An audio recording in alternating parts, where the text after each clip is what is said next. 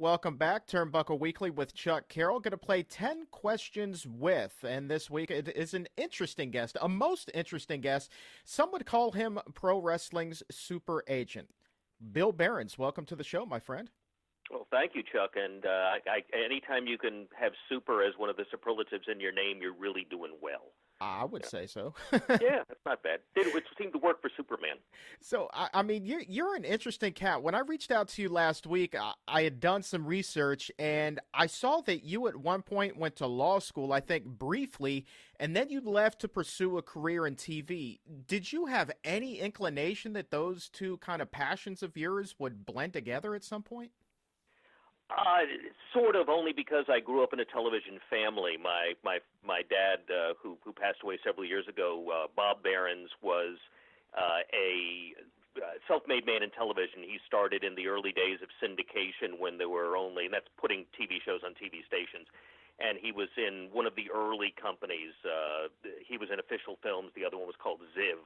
And his big show was Ramar and the Last of the there's Ramar of the Jungle and things like that. They were just, stuff that nobody would remember or want to remember now. But he was really good. And eventually he quit it all and quit something I've done also, which is quit really good jobs to do what you want to do. And he decided to go into production on his own, and that was a minor challenge because he had never done any of it, including editing, shooting. Everything he was planning to do, he'd never done.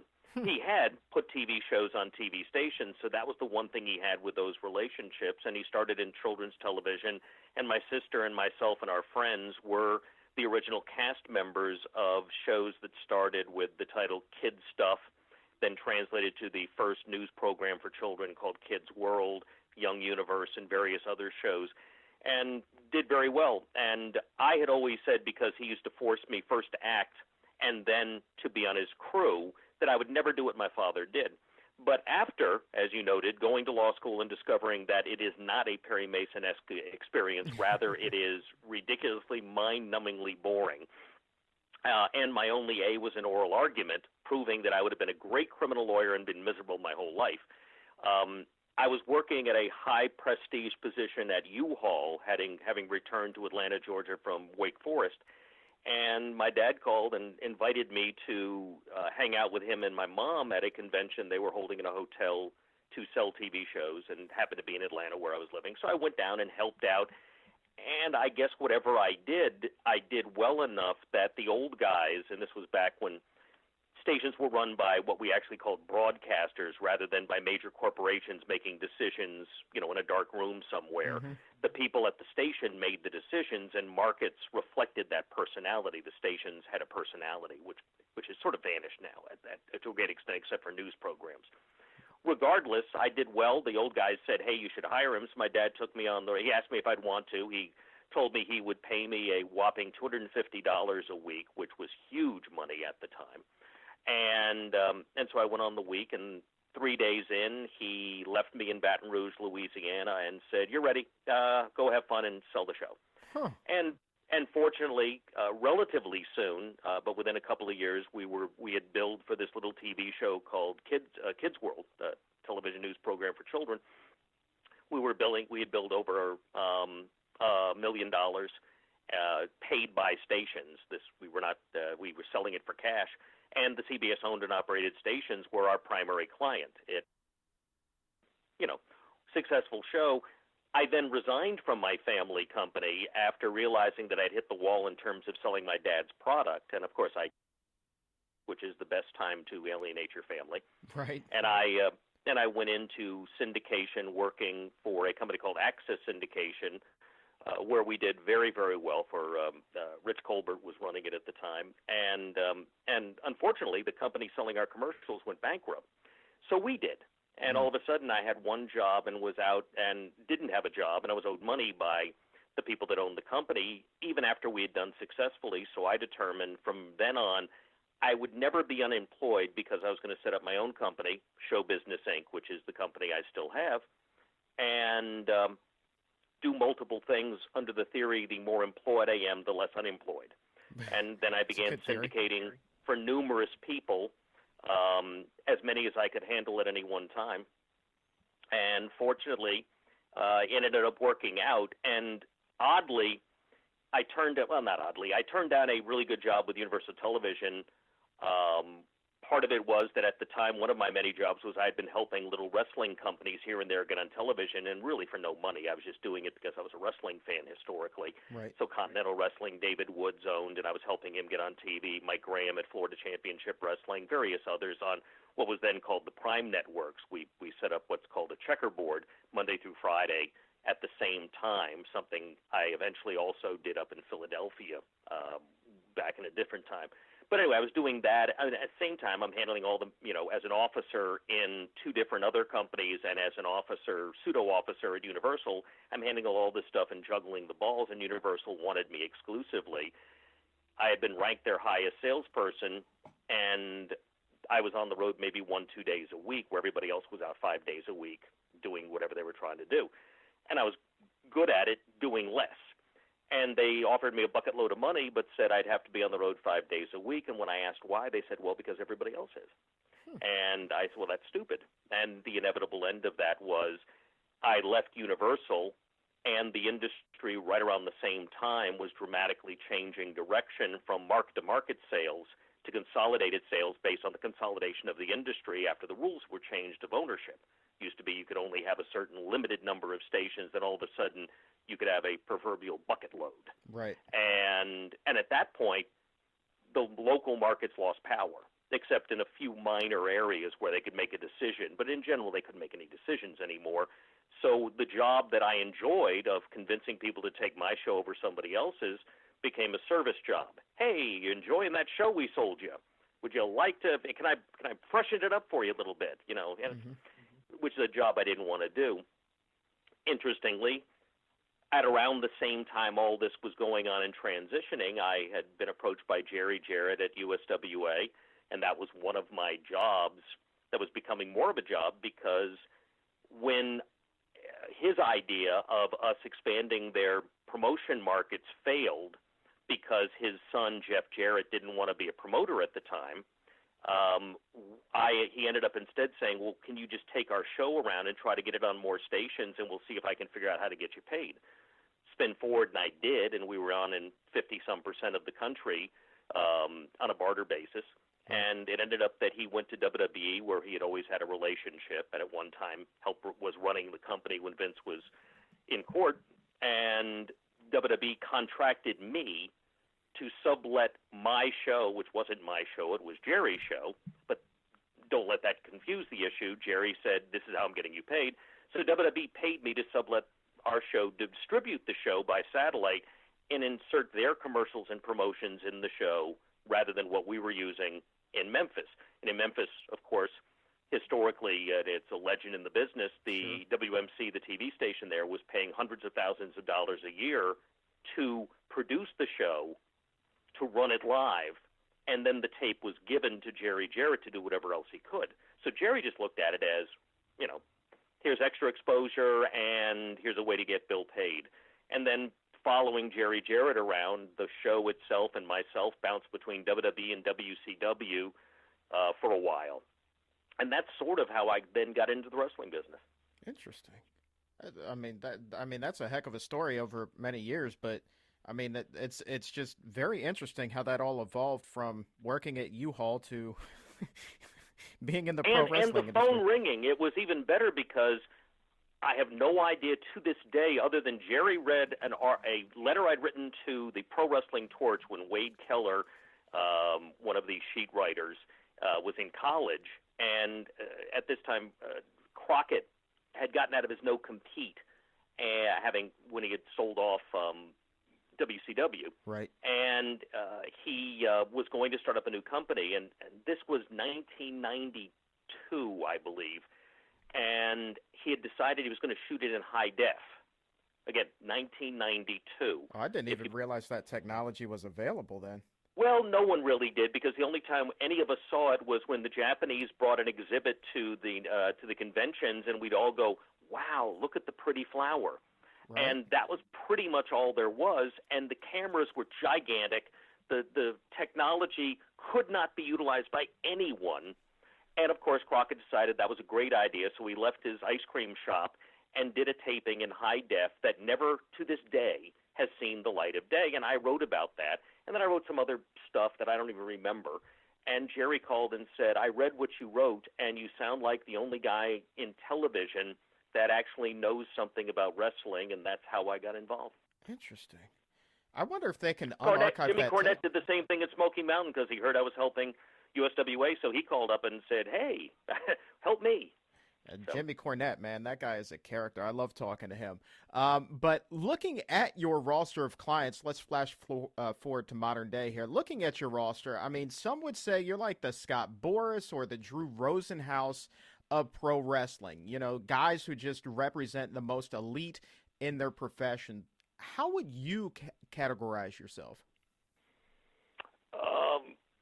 I sort of flowed into the agent spot as a process of the transition out of what I had done with USWA and Smoky Mountain, which was I was doing some other stuff. Like I actually even half-assed booked USWA for a minute until, thank God, Dutch Mantel took over from me because they didn't like what Mike Samples was doing. So I was getting all this experience, but I was really still playing. It was still something else.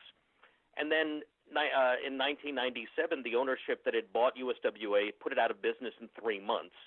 Lawsuits followed.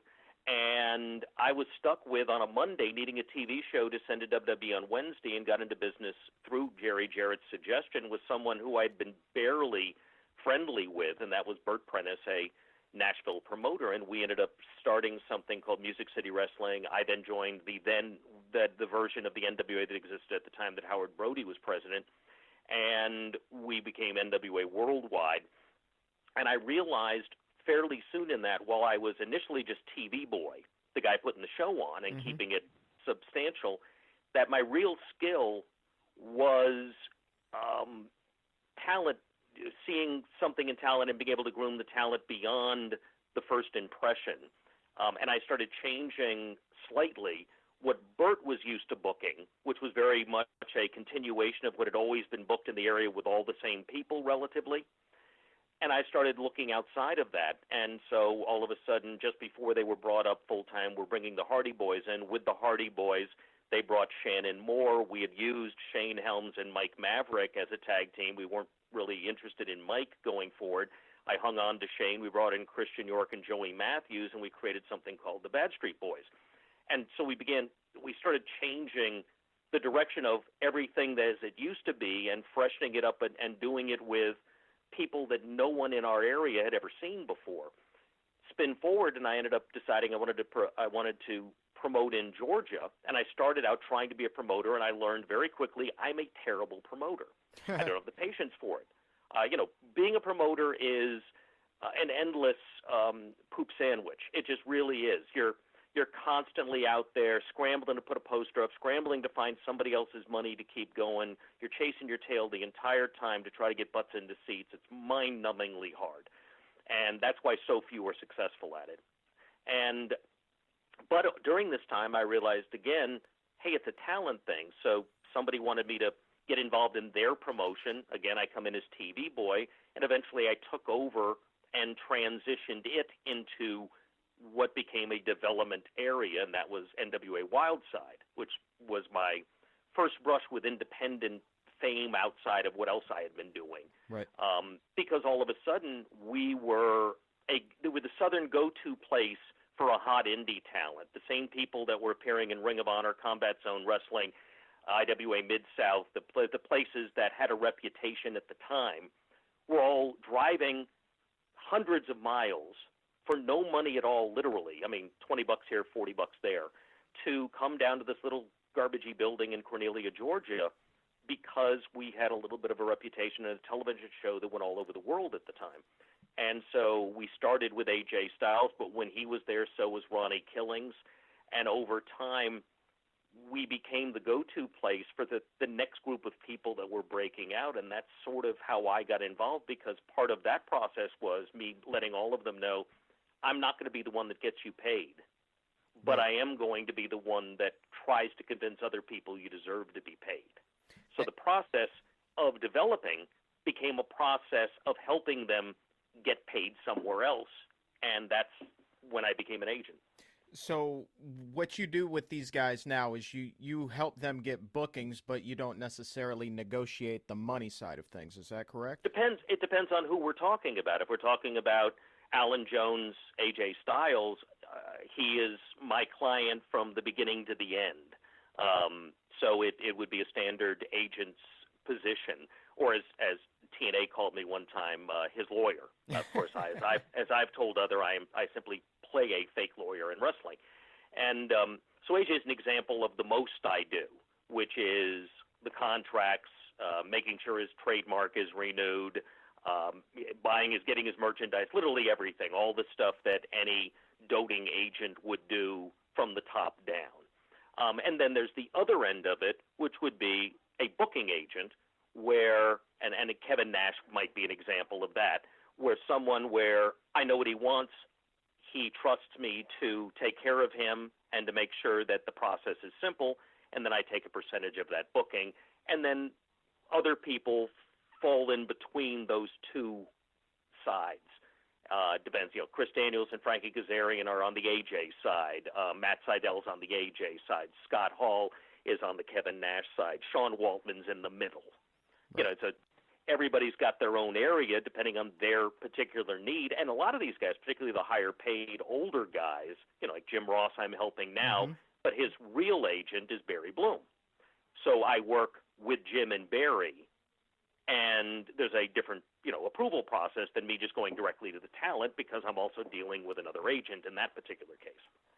Gotcha. Okay, so let me ask you, and without going into specifics, is this something that you're able to make a comfortable living off of? Obviously, this is your full-time job.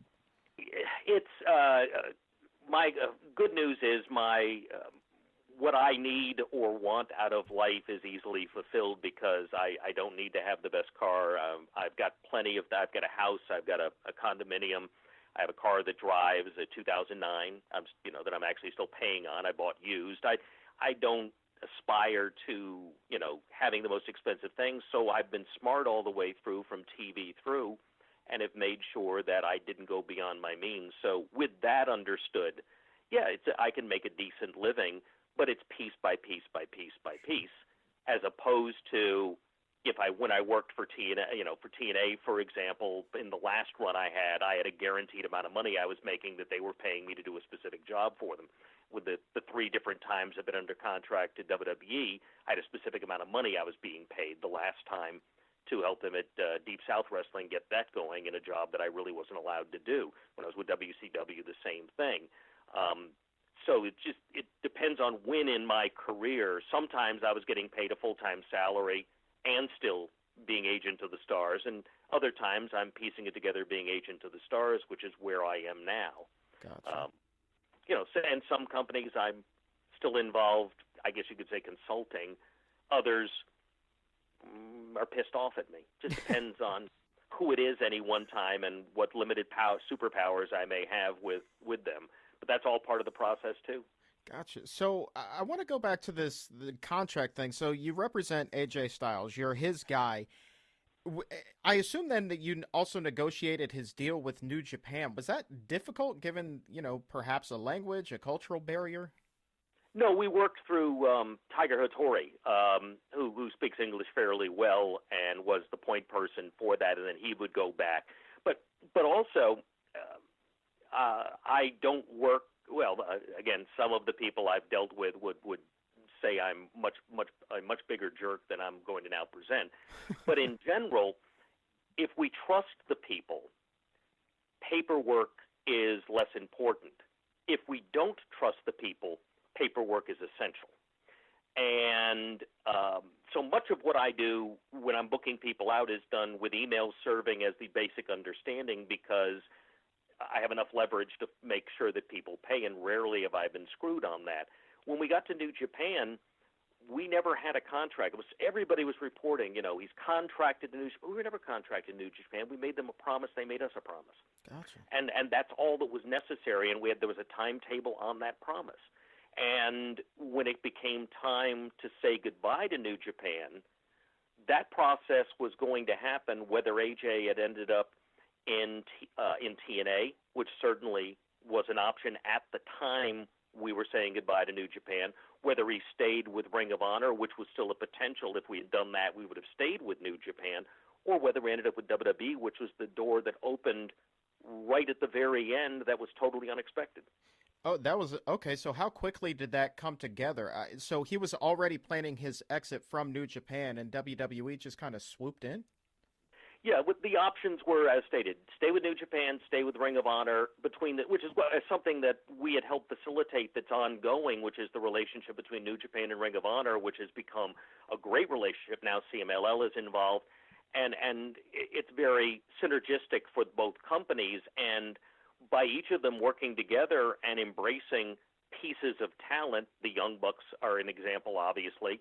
Jay Lethal, and various others, but there are various. Will Ospreay is one of the recent ones where New Japan has cut a guaranteed deal where they're paying them on the regular, and Ring of Honor has cut them a guaranteed deal, and you put the two together, and it's plenty of dates and a good living, and they can still do some other stuff, maybe not everything, but still some other stuff. So it's a nice little hybrid deal, and that's what we did for 2 years with AJ. We did Ring of Honor, we did New Japan. And he became a star all over the world by being that guy. So it's a process that continues. TNA had gotten interested. AJ, Gallows, and Anderson had all had a meeting where, at least leaving that meeting, they were predisposed to go back, or in AJ's case, well, actually in Drew's case too, to TNA.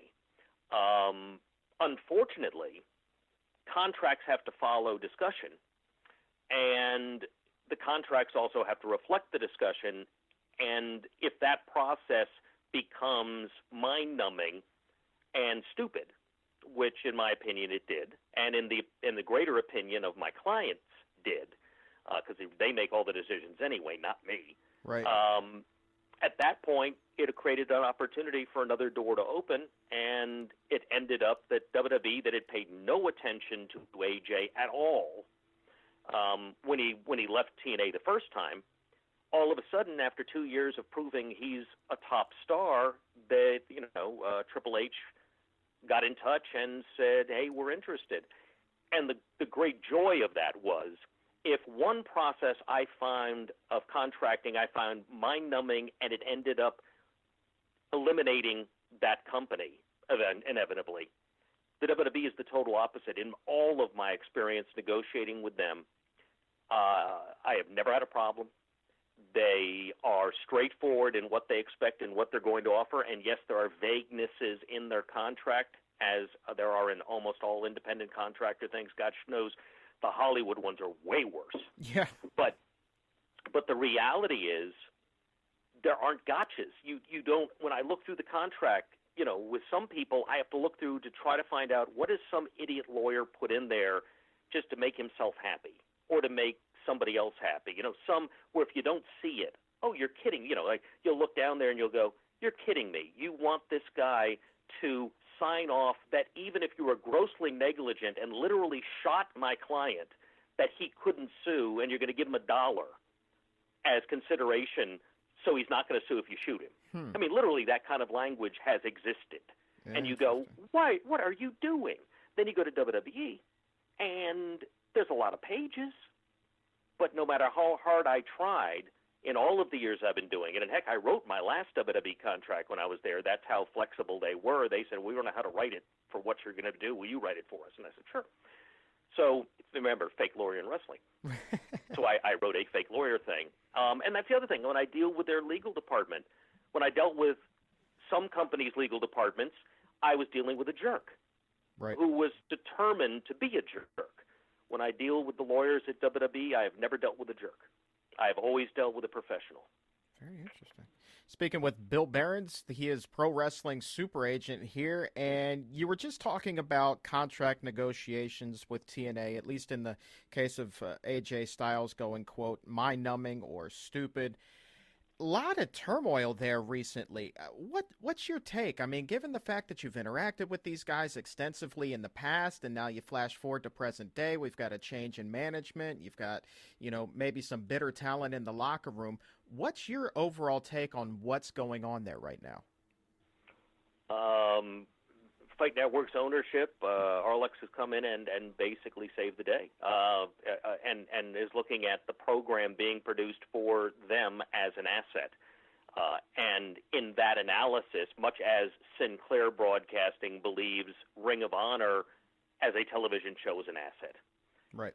that changes the dynamic, because before the show had to be sought by someone, and that was a process that when I was working, because I worked primarily during the Jeff Jarrett, Dutch Mantell, Scotty D'Amore, the early days when we were the underdog fighting, and when I left, which was sometime in 2008 going into 2009, everything was going great. In fact, the last 6 months that Dutch and Jeff book was the highest rated period in the entire history of TNA. It was coming out of the Main Event Mafia stuff. Everything was working, and we were on a good network, Spike, and we're getting numbers. I mean, you go back and look at those numbers, and it's mind-boggling to know that we were averaging between 1 to 1.5 million, the 1 being 1 million, Right. being bad. That was bad. Now, 300,000 people, and TNA's jumping up and down and going crazy. Ring of Honor has a larger audience right now. So the dynamic has changed dramatically. TNA's biggest mistake, and it was tied to Jeff being sent home for reasons that had nothing to do with his talent running the company. Dutch being sent home after that, even less of a reason for that. They then decided to, they being, I guess, Dixie, decided that we're going to try now to be big, big, big, and we're going to do it by hiring bigness. So we're going to hire Hogan. With Hogan, we're going to hire Eric Bischoff, who, by the way, I now help with bookings. Right. And both of those guys left irritated because both of them thought they'd have more power than they did. Other people thought they had too much power. The problem was they weren't a solution. They were simply a different direction. And if you remember back when Hogan launched, the first hour driving around the building for an hour before he made his promo appearance, that was the highest number ever achieved by the company, ever. Mm-hmm. And they never got close again, and it dropped off dramatically thereafter. And on that show, they debuted literally everyone else that they had planned to use in an effort to move forward. So on the same show, Jeff Hardy comes in, and Ric Flair comes in, and the Nasty Boys to the extent they mattered, and on and on and on and on. And all of a sudden, you get out of that show, and you've had the most massive, what we would call hot shot ever done by TNA. And what do you do to follow it? Well, the answer is there's nothing to do to follow it. Right. There was no way to save it.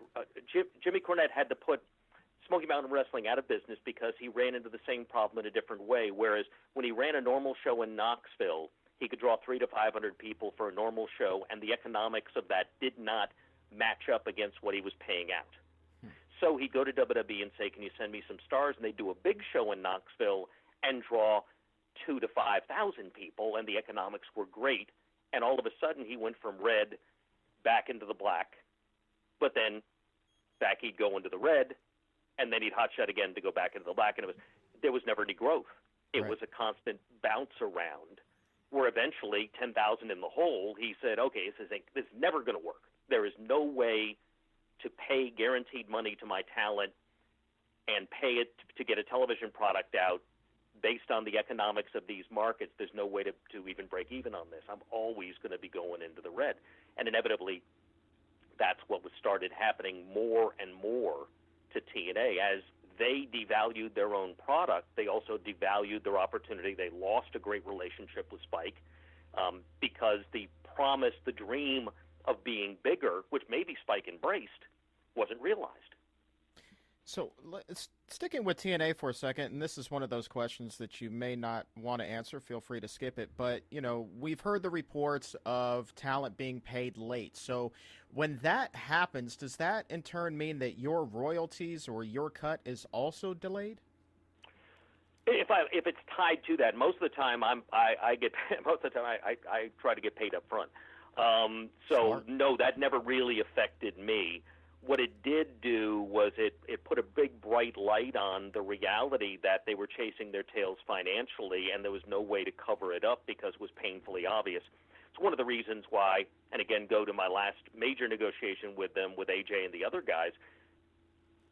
If they were guaranteeing for those guys over a multi-year period millions of dollars, and let's pretend they were, knowing what we saw happen recently and the declarations that were made in court, was that money available at the time they were doing the negotiation? The reality is no, it wasn't. Maybe bringing back AJ Styles would have opened a door to greater opportunity for them simply because of his amazing talents. Mm-hmm. But the reality is it was a promise of money that clearly we can all watch, even if we don't know everything that's going on in the offices. So much has come out that we know that money wasn't there and that they were going to have to go find that money because that's what they had to do. We saw them having to do that. We've heard from the people that gave them the money that they had to do that. We've heard repeatedly from the people they weren't paying, like American Express for their travel bills. We none of this is made up. It's all just the end result of a bad decision that goes back to 2009 that didn't realize growth and instead slowly but surely dropped them off the map as a viable company. They were no longer touring. They were not selling merchandise. They were a TV show. I mean, not a merchandise of standard, that they really were doing. Sure. And even when they were having trouble paying to get the merchandise in so they could sell it. So, now it's a different thing. Now we're a TV show. And if we decide we can do more, we will. And they have an ownership that it appears is embracing that as the new business plan, which is the best news for everybody because it doesn't mean everybody's going to keep getting paid what they were getting paid. Things may have to change to make the economics work based on that. But at least you know that those people can pay the bills. Right on. Just a couple minutes left, so let's put this out there. Is there anything else that you want to put over, anything else that you want to discuss? Nothing earth-shattering. If anybody out there happens to be a wrestling promoter and you want to book talent, you can visit my website, which is www.sbibookings.com, and send me an email, and I quote price, and at least I can promise that you're dealing with a supposed professional. Not some kid playing in wrestling. And by golly, there are a lot of guys that's one of the great things. It's nice to be called the super agent in wrestling, but the reality is there are no agents in wrestling. There's a bunch of idiots pretending to be agents. With rare exception. I don't want to call everyone that tries to help talent with bookings an idiot, but a lot of them, unfortunately, yeah.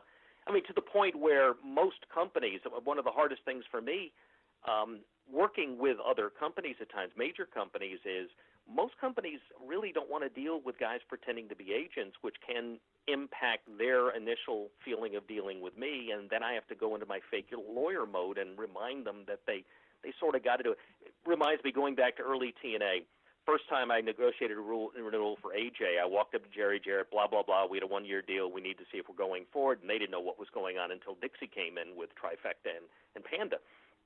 And I'm talking with Jerry about it, and Dixie walks up, and she's got a grumpy face on, and she goes, "What are you guys talking about?" And Jerry goes, "Well, Bill's talking about AJ and whether we want to renew him for additional." He goes, "Well, of course, but why are we talking to him?" And Jerry looks over and goes, "Because he's AJ's de facto agent, and we have to." And she went, "Huh," and she stormed away, and professional. But that, it was the way it was. Yeah. At the time, she was enjoying. AJ was new, it was fresh and exciting. She was taking AJ out for haircuts and to buy clothes. So, having somebody get in between that process is probably not what she preferred with something that she had just convinced her mom and dad to spend a bucket load of money on. Right on. If you buy something or you're paying the bills, you want to be able to play with it, so to speak.